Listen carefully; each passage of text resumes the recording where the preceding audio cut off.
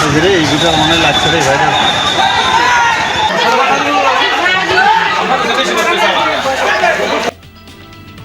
ফরিদপুরের ভাঙায় আধিপত্য বিস্তার নিয়ে দুই ইউনিয়নবাসীর মধ্যে তুমুল সংঘর্ষ, আহত অর্ধশতাধিক, সড়কে যান চলাচল বন্ধ। সোশ্যাল মিডিয়ায় এইচএসসি প্রশ্ন ফাঁসের ভুয়া খবর ছড়ালে কঠোর ব্যবস্থা, হুঁশিয়ারি শিক্ষামন্ত্রীর। সিলেট অঞ্চলে কেন্দ্র প্রধানদের সঙ্গে মতবিনিময়। সাইবার অ্যাক্টের পরিবর্তন হচ্ছে এবং আমাদের আইনও রয়েছে যে এই ধরনের বিভ্রান্তিকর নিউজ যারা দেবে তাদেরকে দণ্ডনীয় অপরাধ হিসেবে নেওয়া হবে।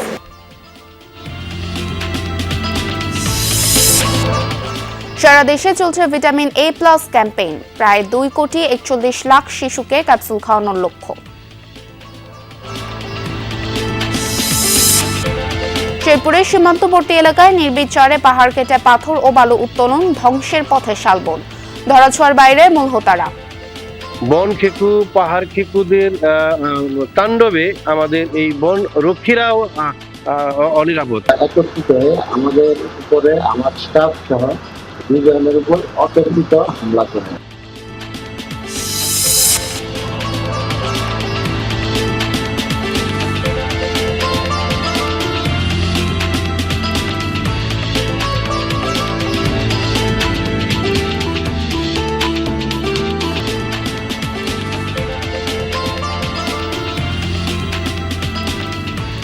আমন্ত্রণ সংবাদ সারা দেশে, আপনাদের সঙ্গে আছি আমি স্নিগ্ধ পুরপে। এতক্ষণ শিরোনাম দেখছিলেন, এবারে পুরো খবর। ফরিদপুরের ভাঙায় আধিপত্য বিস্তারকে কেন্দ্র করে দুই ইউনিয়নের 15 গ্রামবাসীর মধ্যে সংঘর্ষ চলছে। এতে পুলিশ সহ দুপক্ষের অন্তত অর্ধশতাধিক আহত হয়েছে। সকাল 8টা থেকে ভাঙা উপজেলার পাকুড়িয়া বাস স্ট্যান্ড এলাকায় সংঘর্ষে জড়ায় তারা। এতে বন্ধ হয়ে যায় ঢাকা ফরিদপুর বরিশাল মহাসড়কে যান চলাচল, ভোগান্তিতে পড়েন যাত্রীরা।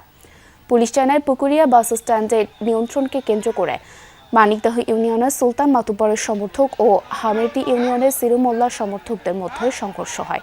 খবর পেয়ে পুলিশ ঘটনাস্থলে পৌঁছে পরিস্থিতি নিয়ন্ত্রণে আনতে একাধিক টিয়ারশেল নিক্ষেপ করে। এতেও পরিস্থিতি নিয়ন্ত্রণে আনা সম্ভব হয়নি। বর্তমানে এলাকায় থমথমে পরিস্থিতি বিরাজ করছে। একই সাথে মহাসড়কের দুই পাশে হাজার হাজার যাত্রী চরম ভোগান্তিতে পড়েছেন।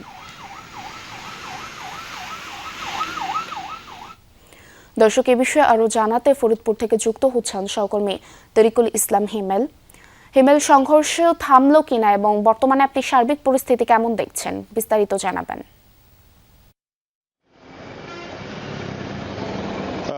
পূর্বী সংঘর্ষের চাইতে যে বড় বিষয় সেটি কিন্তু এই যে আমার পিছনের যে মহাসড়ক, সেই মহাসড়কটি কিন্তু সংঘর্ষ শুরু হওয়ার পর থেকে কিন্তু বন্ধ হয়ে গিয়েছিল। এই সড়কটি হচ্ছে বেনাপোল ঢাকা, বেনাপোল বরিশাল এই মহাসড়ক। এই দুইটি মহাসড়কে কিন্তু এই একটি সড়ক দিয়েই যান চলাচল করে এবং এখানে 7 থেকে 9টি জেলার যানবাহন কিন্তু চলাচল করে। এই সড়কটি যখন বন্ধ হয়ে যায় তখন স্বাভাবিকভাবেই যে দীর্ঘ যানজটের সৃষ্টি হয়। এই যে মিনিট 5 মতো হলো বলা যায় যে পুলিশের সহায়তায় বা পুলিশের তত্ত্বাবধানে মহাসড়কটি কিন্তু যান চলাচল স্বাভাবিকের চেষ্টা চলছে, যদিও এখনো যানজটটা পুরোপুরি কাটেনি বা যান চলাচল পুরোপুরি স্বাভাবিক হয়েছে বলা যায় না। তবে যান চলাচল স্বাভাবিক করার চেষ্টা চালিয়ে যাচ্ছে পুলিশ। যেই বিষয়টি হচ্ছে যে সংঘর্ষের বিষয়টি যেটি আপনি বললেন, সেটি হচ্ছে ফরিদপুর জেলার ভাঙ্গা উপজেলার হামিরদি ইউনিয়নে। এইখানে বলা যায় যতটুকু আমরা কথা বলে জানতে পেরেছি যে পূর্ব শত্রুতার জের ধরে বিবাদমান দুইটি পক্ষ গতকাল রাতে এক দফা তারা সংঘর্ষে লিপ্ত হয় এবং তারই জের ধরে কিন্তু আজকে সকাল থেকে তারা পুনরায় দেশীয় অস্ত্রশস্ত্র নিয়ে ডালকাতরা এবং লাঠির সোঁটা নিয়ে তারা কিন্তু এই সংঘর্ষে লিপ্ত হয় এবং সেই সংঘর্ষ কিন্তু দীর্ঘ বেশ কয়েক ঘন্টা যাবৎ চলে।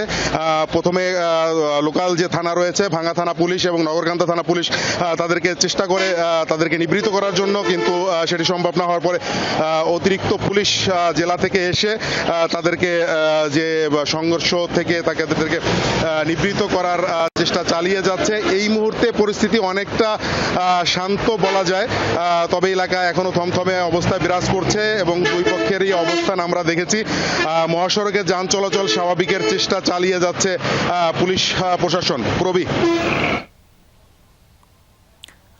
ধন্যবাদ হিমেল আমাদের সাথে যুক্ত হওয়ার জন্য। সামাজিক যোগাযোগ মাধ্যমে প্রশ্ন ফাঁসের ভুয়া খবর ছড়ালে কঠোর ব্যবস্থা নেওয়া হবে বলে জানিয়েছেন শিক্ষামন্ত্রী ডক্টর আনম এহসানুল হক মিলন। সকালে আসন্ন এইচএসসি ও সমমানের পরীক্ষা উপলক্ষে সিলেট অঞ্চলের সকল পরীক্ষা কেন্দ্রের ভারপ্রাপ্ত কর্মকর্তাদের সাথে মতবিনিময় করেন তিনি। এ সময় মন্ত্রী বলেন, অতীত সরকারের মামলা ও প্রশাসনিক জটিলতার কারণে শিক্ষা খাতে বিভিন্ন সংকট তৈরি হয়েছিল। এছাড়া অবসরপ্রাপ্ত শিক্ষকদের কল্যাণ ট্রাস্ট থেকে বিগত আওয়ামী লীগ সরকার 7,000 কোটি টাকা লুট করেছে বলেও অভিযোগ করেন শিক্ষামন্ত্রী। প্রশ্নপত্র আউট হবে না, কিন্তু বিভ্রান্তিকর নিউজ দিবেন, এটা কি বিচার হতে হবে না?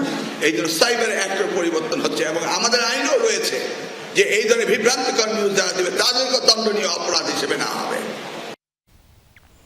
শিশুদের অন্ধত্ব ও পুষ্টিহীনতা রোধে সারা দেশে একযোগে শুরু হয়েছে জাতীয় ভিটামিন এ প্লাস ক্যাম্পেইন 2026। সকাল 8টা থেকে শুরু হওয়া এই ক্যাম্পেইন চলবে বিকাল 4টা পর্যন্ত। 6 থেকে 59 মাস বয়সী শিশুদের ভিটামিন এ ক্যাপসুল খাওয়ানোর লক্ষ্যমাত্রা নির্ধারণ করেছে স্বাস্থ্য ও পরিবার কল্যাণ মন্ত্রণালয়, যার আওতায় আসবে প্রায় 2,40,36,022 জন শিশু। 12টি জেলার 58 উপজেলার দুর্গম অঞ্চলে রাউন্ড বা ক্যাম্পেইন পরবর্তী 4 দিনের চাইল্ড টু চাইল্ড সার্চিং কার্যক্রম চালানো হবে। সারা দেশে প্রায় 1,20,000 স্থায়ী টিকাদান কেন্দ্র, বাস টার্মিনাল ও ফেরিঘাটের মতো স্থানে এই ক্যাপসুল বিতরণ করা হচ্ছে। টিকা বা স্বাস্থ্য যেগুলো আমরা পাই আর কি শিশুদের জন্য, এগুলো যেন যথাসময়ে পাই, ঠিকভাবে পাই, তাতে বাচ্চারাও সুস্থ থাকবে, মায়েরাও ভালো থাকে। বাচ্চার অবস্থা ভালো, আর ভিটামিন এ ক্যাপসুল খাওয়ার জন্য বৃষ্টি দিয়ে ভিজে ভিজে আসলাম, এখানের পরিবেশও ভালো। দর্শক, এ বিষয়ে আরো জানাতে বরিশাল থেকে যুক্ত হচ্ছেন সহকর্মী কাউসার হোসেন। কাউসার, বরিশালে কতটি কেন্দ্রে শিশুদের ক্যাপসুল খাওয়ানো হচ্ছে এবং অভিভাবকদের মধ্যে সাড়া কেমন দেখছেন? সার্বিক ব্যবস্থাপনা সম্পর্কেও জানাবেন। প্রভৃতি সারা দেশের ন্যায় বরিশালও ভিটামিন এ ক্যাপসুল ক্যাম্পেইন শুরু হয়েছে এবং বরিশাল সিটি কর্পোরেশনের মোট 220টি কেন্দ্রে এই টিকা ক্যাপসুল কার্যক্রম চলছে। এর মধ্যে 213টি রয়েছে স্থায়ী কেন্দ্র এবং 60টি রয়েছে ভ্রাম্যমাণ। এর মধ্যে বরিশাল লঞ্চঘাট, একতলা লঞ্চঘাটে একটি এবং ঘেয়াঘাটে একটি এবং দোতলা লঞ্চঘাটে একটি এবং কেন্দ্রীয় বাস টার্মিনালে রয়েছে। অর্থাৎ কর্তৃপক্ষ জানিয়েছে যারা চলতি বা ভাসমান যাত্রী রয়েছে, যারা যাতায়াত করছেন, তাদের মধ্যে যারা শিশু রয়েছে সেই শিশুদের এই ক্যাপসুল খাওয়ানো হচ্ছে এবং যারা দায়িত্বে রয়েছেন ইপিআই কর্মী, তারাও জানিয়েছেন যে অভিভাবকদের মধ্যে সাড়া রয়েছে। যারা ক্যাপসুল আগে পাননি তারা নিজে থেকেই এসে তার শিশুকে ক্যাপসুল খাওয়াচ্ছেন এবং সিটি কর্পোরেশন যেটি জানিয়েছেন যে তাদের লক্ষ্যমাত্রা রয়েছে 58,710 জন শিশুকে এই ভিটামিন এ ক্যাপসুল ক্যাম্পেইনের আওতায় আনা হবে এবং বেলা 11টায় সিটি কর্পোরেশনের প্রশাসক আনুষ্ঠানিকভাবে কার্যক্রমের উদ্বোধন করেছেন এবং বরিশাল জেলায় 3,02,846 জন শিশুকে এই ভিটামিন এ ক্যাপসুল ক্যাম্পেইনের আওতায় নির্ধারণ করা হয়েছে এবং সেই লক্ষ্যে কিন্তু স্বাস্থ্যকর্মীরা কাজ করছেন এবং তারা বলছেন যে সারা রয়েছে এবং নির্দিষ্ট বয়স অনুযায়ী আসলে দুই ধরনের ক্যাপসুল খাওয়ানো হচ্ছে, একটি লাল রঙের, একটি নীল রঙের। এবং যারা বরিশাল সিটি কর্পোরেশনের স্বাস্থ্য বিভাগ জানিয়েছে 6 থেকে 11 মাস বয়সী 8,950 জন শিশুকে লাল ক্যাপসুল খাওয়ানো হবে এবং 12 থেকে 59 মাস বয়সের 49,760 জন শিশুকে নীল ক্যাপসুল খাওয়ানো হবে এবং এই যারা কর্তৃপক্ষ রয়েছে বা যারা এই কার্যক্রম পরিচালনা করছেন তারা বলছেন যে সারা রয়েছে এবং অভিভাবকরাও জানিয়েছেন যে সরকারের পক্ষ থেকে উদ্যোগ নেওয়া তার শিশুটি আসলে সুরক্ষিত থাকবে। ধন্যবাদ কাউসার, বিস্তারিত জানছিলাম আপনার থেকে। শেরপুরের সীমান্তবর্তী গারো পাহাড়ে চলছে নির্বিচারে পাহাড় কেটে বালু ও পাথর উত্তোলন। পাহাড় খেকোতে দৌড়াতে ধ্বংসের পথে শালবাগান। সম্প্রতি চক্রের একজন আটকের পর বন কর্মকর্তাদের উপর হামলার ঘটনা ঘটেছে। এরপর পুলিশের অভিযানে 2 জন আটক হলেও ধরাছোঁয়ার বাইরে চক্রের মূল হোতারা।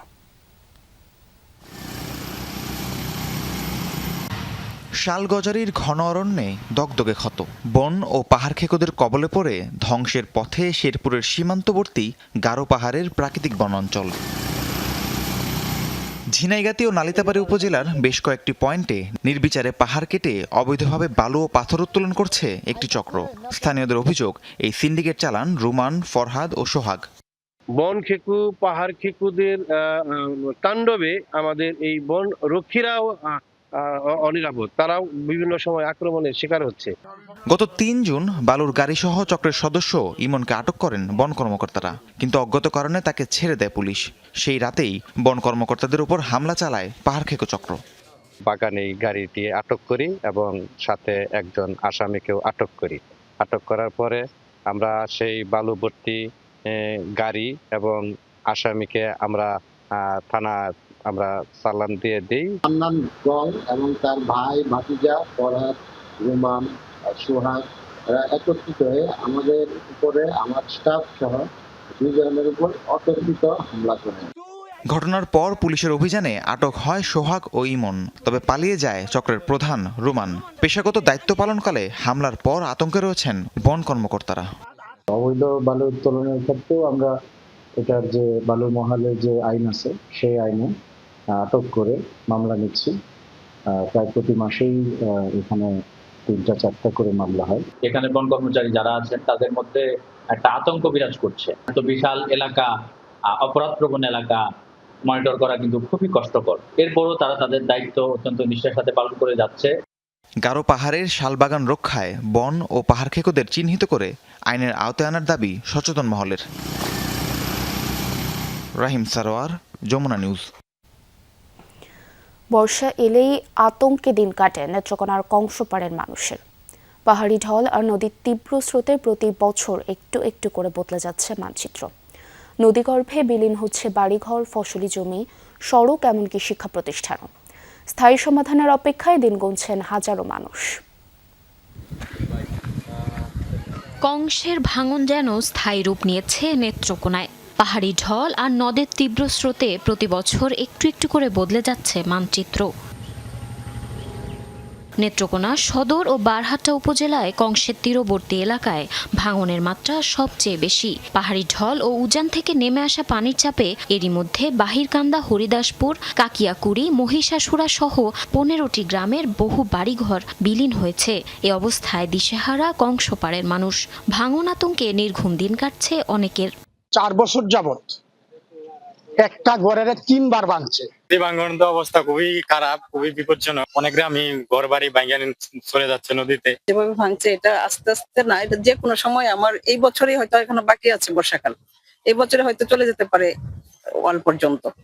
শুধু ঘরবাড়ি নয়, ভেঙেছে সড়ক, শিক্ষা প্রতিষ্ঠান সহ ফসলি জমিও। কংস নদের ভাঙনে গৃহহীন হয়েছে শত শত পরিবার। ঝুঁকিতে রয়েছে মুক্তির বাজার, লক্ষ্মীরগঞ্জ সরকারি প্রাথমিক বিদ্যালয়, মসজিদ, মন্দির ও কয়েকটি গুরুত্বপূর্ণ সড়ক। স্কুল আছে, ওইখানে ভূমি অফিস আছে, এগুলো ভাঙার। এখানে আবার অনেকগুলো বাড়ি আছে, হিন্দু বাড়ি, এগুলো ভাঙার হুমকিতে আছে। 2 বছর আগেও এই গাছটা ওদিকে ছিল পাটটা, কিন্তু 2 বছরের ভিতরে এতটুকু চলে আসছে। এই নদীর দুপাশেই এক পাশে ভেঙেই যাচ্ছে, ভাঙতে ভাঙতে মনে করেন যে শেষ পর্যায়ে চলে আসছে। পরিস্থিতি সরেজমিনে পরিদর্শন করেছেন স্থানীয় সংসদ সদস্য। দ্রুত প্রয়োজনীয় ব্যবস্থা নেওয়ার আশ্বাস দিয়েছেন তিনি। যে নদী ভাঙন নিয়ে আমি সংসদে কথা বলেছি, ইতিমধ্যে আপনারা শুনে খুশি হবেন যে আমরা বেশ কয়েকটা সাইডে কিন্তু জরুরি ভিত্তিতে জিও ব্যাগ দিয়ে এটি রক্ষা করার জন্য প্রক্রিয়া শুরু হয়েছে। পানি উন্নয়ন বোর্ড বলছে, ভাঙন রোধে জরুরি ভিত্তিতে জিও ব্যাগ ফেলা এবং স্থায়ী বাঁধ নির্মাণের পরিকল্পনা নেওয়া হয়েছে। ভাঙন প্রতিরোধে এবং নদী তীরবর্তী জায়গাগুলোতে যে ঘর বাড়ি, অন্যান্য স্থাপনা আছে, সেগুলো রক্ষার্থে আমরা জরুরি আপৎকালীন কাজ বাস্তবায়নের উদ্যোগ গ্রহণ করেছি এবং কাজগুলো চলমান আছে। শুধু আশ্বাস নয়, স্থায়ী বাঁধের ব্যবস্থা করে নদের গতি প্রবাহ স্বাভাবিক করার দাবি স্থানীয়দের। জারিন অর্নি, যমুনা নিউজ। চাঁদপুরের চাষিদের কপালে চিন্তার ভাঁজ।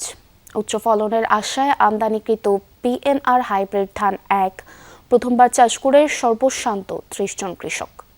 ফসল ঘরে তোলার নির্ধারিত সময়ের চেয়ে 1.5 মাস পেরিয়ে গেলেও মাঠ জুড়ে কাঁচা ধান গাছ। দাবি দ্রুততম সময়ে দেয়া হোক ক্ষতিপূরণ। চাঁদপুরের মতলব দক্ষিণ ও দাউদকান্দির সীমান্তবর্তী এলাকার গোবিন্দপুর, নন্দীখোলা, কাছিয়ারা ও বকচর গ্রাম এবছর নতুন জাতের বিএনআর হাইব্রিড ধান 1 চাষ করেন স্থানীয় কৃষকরা। তবে নির্ধারিত সময় পেরিয়ে গেলেও ফলনের দেখা না মেলায় সবার চোখে মুখে এখন চিন্তার ভাঁজ। কৃষকদের অভিযোগ, স্থানীয় এক ডিলারের কাছ থেকে প্রতি কেজি বীজ ধান 550 টাকা দরে কেনার পর বীজতলা তৈরি করেন তারা। পরে গেল ফাল্গুনে চারা রোপণ করা হয়। 5 মাস হয়ে গেলেও আসেনি ধানের ছড়া, কোথাও কোথাও এলেও সবই চিটা। যে করে ছড়া এসে যাই, দুই একটা আসছে, সবগুলা চিটা। আমরা কৃষকের ছেলে, আমরা এখন কি করে খাবো? লগের কাছে ধান বাড়ে গেছে গা, বাইকে দাইয়া রয়ে গেছে গা, আমরা নিরব হয়ে বসে 6 একর জমি করছি, 1 পয়সার ফলন আমি পাই নাই। ফলন না আসায় অনেকেই ধান গাছ কেটে গবাদি পশুকে খাওয়াচ্ছেন। এমন পরিস্থিতিতে অর্থ ও খাদ্য সংকটে পড়েছে ভুক্তভোগী কৃষি পরিবারগুলো। দ্রুত সময়ের মধ্যে শতভাগ ক্ষতিপূরণ দাবি তাদের। সবগুলি কৃষক এই অবস্থা হইতাছে, আর প্রত্যেকটা কৃষকের মনে করছে মাথায় হাত, একটা ধানও কেউ বাদ দিতে পারে না। কৃষি অফিসার থেকে কোনো লোক আসে নাই, কোনো কোম্পানিতে লোক আসে নাই, তাই ভেবে আমরা খুব হতাশাগ্রস্ত। তবে ডিলার ও বীজ কোম্পানির প্রতিনিধির দাবি, আমদানি করা ধানের বীজ পরীক্ষা করে সরকারি অনুমোদনের পরই চাষাবাদের জন্য দেয়া হয়। প্রথম দিকে যারা চাষ করেছেন তাদের ফলনও ভালো হয়, তবে ক্ষতিপূরণ দেওয়ার বিষয়টি প্রক্রিয়াধীন বলেও জানান তারা। হাইব্রিডের নিয়ম হলো 20 থেকে 25 দিনে চারা লাগাইতে হবে। কৃষক এটা নিয়ম না মেনে অনেক লেট করার পরে আর বোরোর দানটা বোরোতে না লাগায় শেষে লাগানোর কারণে এই সমস্যাটা দেখা দিচ্ছে। আলু তুলে করছে, এখানে হলো সমস্যা হয়েছে, লেটে যারা করছে। প্রথমে আমরা নিয়ে আসছি, আমরা স্যাম্পল গুলো আমাদের কাছে পাঠাইছি, ওনারা রিসার্চ করতেছে যে কি জন্য এটা সমস্যা হলো, এটার জন্য আমরা তদন্ত করতেছি। কৃষি কর্মকর্তারা বলছেন, এ ধরনের ধান চাষ অত্যন্ত ঝুঁকিপূর্ণ, তাই বীজ কোম্পানিকে ক্ষতিপূরণ দেওয়ার পাশাপাশি কৃষকদের সচেতন হওয়ার আহ্বান তাদের। প্রত্যেকটা ভ্যারাইটি একটা নির্দিষ্ট জীবনকাল থাকে, এখন আর এই ধানে ফ্লাওয়ারিং আসা সম্ভব না। আমরা সংশ্লিষ্ট ডিলারের মাধ্যমে এই বায়ার কোম্পানির প্রতিনিধিদের সাথে কথা বলেছি, তাদেরকে এই বিষয়টা অবগত করেছি। বায়ার কোম্পানির প্রতিনিধি এখানে এসেছেন, ভিজিট করেছেন সেভারাল টাইমস, এবং তারা কৃষকদেরকে আশ্বস্ত করেছেন যে আপনাদেরকে যত ক্ষতি হয়েছে আমরা একটা অংশ ক্ষতিপূরণ আপনাদেরকে দিব। বেশি ফলনের আশায় প্রায় 40 একর জমিতে বিএনআর হাইব্রিড ধান 1 জাতের ফসল আবাদ করেন চাষিরা। সাইফ আহমেদ, যমুনা নিউজ। বিশ্বকাপ ফুটবল উন্মাদনায় মেতেছে গোটা দেশ। দেশের বিভিন্ন স্থানে বড় পর্দায় জর্ডানকে 3-1 গোলে উড়িয়ে দেয়া আর্জেন্টিনার জয় উপভোগ করেন ফুটবল প্রেমীরা। সকাল 8টায় শুরু হওয়া আর্জেন্টিনা বনাম জর্ডান খেলা বিভাগীয় ও জেলা শহরের বিভিন্ন স্থানে বড় পর্দায় দেখার আয়োজন করেন সমর্থকরা। গায়ে প্রিয় দলের জার্সি, হাতে পতাকা আর ভুভুজেলা নিয়ে আগে ভাগেই জড়ো হন ভক্তরা। খেলা চলাকালে পছন্দের দলের প্রতিটি গোলে উল্লাসে মেতে ওঠেন সবাই। নানা বয়সী মানুষের উপস্থিতিতে তৈরি হয় উৎসবমুখর পরিবেশ। মেসির জন্য আমরা জিততেছি, মেসির জন্য ওয়ার্ল্ড কাপ পাচ্ছি। ভাই, মেসি ছাড়াও যে আমরা খেলতে পারি সেটাই কিছুক্ষণ আগে দেখালাম। যারা বলে যে মেসি ছাড়া আর্জেন্টিনার ভবিষ্যৎ কি হবে, মেসি ছাড়া আর্জেন্টিনা খেলতে পারে না, তারা আজকের খেলা দেখেই শিক্ষা নেবে। সবাই মিলে একদম একসাথে খেলাটা উপভোগ করি, তাহলে ওটা একদম স্টেডিয়ামে দেখাচ্ছি, অনেক বেশি মজা লাগে। আমরা মেসি ছাড়া আমরা জিতবো এবং অনেক দূর এগিয়ে যাব। পারমাণবিক বিদ্যুৎ কেন্দ্রের সুবাদে বদলে যাচ্ছে পাবনার রূপপুর। এক সময়কার ধুধু বালুচর এখন ব্যস্ত শহর। সব ক্ষেত্রে পরিবর্তন এসেছে এই অঞ্চলের মানুষের মাঝে। সৃষ্টি হয়েছে নতুন নতুন কর্মসংস্থান। এক কথায় বদলে যেতে শুরু করেছে চিত্র। রূপপুরে যেখানে এক সময় ছিল ধুধু বালুচর, মাঠের মধ্যে ছিল ছোট্ট এক প্রাচীর স্থাপনা, সেখানে এখন হাজারো মানুষের পদচারণা। রূপপুর পারমাণবিক বিদ্যুৎ কেন্দ্র স্থাপনের পর যা এখন ব্যস্ততম নগরী। আগে এত ভালো ছিল না, আগে তো গ্রাম মতন ছিল। এখানে ধরেন এই সমস্ত হওয়াতে বেশ এখন উন্নত হয়েছে। বিদেশিদের আনাগোনার কারণে এখানে ব্যবসা বাণিজ্যের আমূল পরিবর্তন হয়েছে। এখানে অনেক ধরনের রেস্টুরেন্ট হয়েছে, বড় বড় পোশাক ব্র্যান্ড সবগুলো এখানে আসছে, এখানে অনেক কর্মসংস্থানের সৃষ্টি হয়েছে। রূপপুরের মতো পরিবর্তন শাহপুরেও। আগে যেখানে ছিল ঘন জঙ্গল, বন্যপ্রাণীর বসবাস, সেখানে এখন গড়ে উঠেছে আধুনিক মার্কেট, অসংখ্য রেস্তোরাঁ, ফ্যাশন হাউস সহ বেশ কিছু ব্যবসা প্রতিষ্ঠান, যাদের নামও আবার রুশ ভাষায়। প্রায় 5000 রাশিয়ানের কল্যাণে আধুনিক গ্রিন সিটি এখন যেন রুশপল্লী। এই রাস্তা বরাবরই এই রাশিয়ার এই সৌজন্যে অনেক দোকান গড়ে উঠেছে। এখানে অনেক উন্নত মার্কেটও তৈরি হয়েছে। আগে জায়গার লিবার লোক ছিল না, এখন সোনার দামের দাম, কেউ কিনতেই পারছে না। রূপপুর পারমাণবিক বিদ্যুৎ প্রকল্পের কাজ শুরুর পর থেকেই বদলে যেতে থাকে এই জনপদ। গড়ে ওঠে রিসোর্ট, শতাধিক রেস্তোরাঁ ও শপিং মল। সেখানে তৈরি হয়েছে কয়েক হাজার মানুষের কর্মসংস্থান।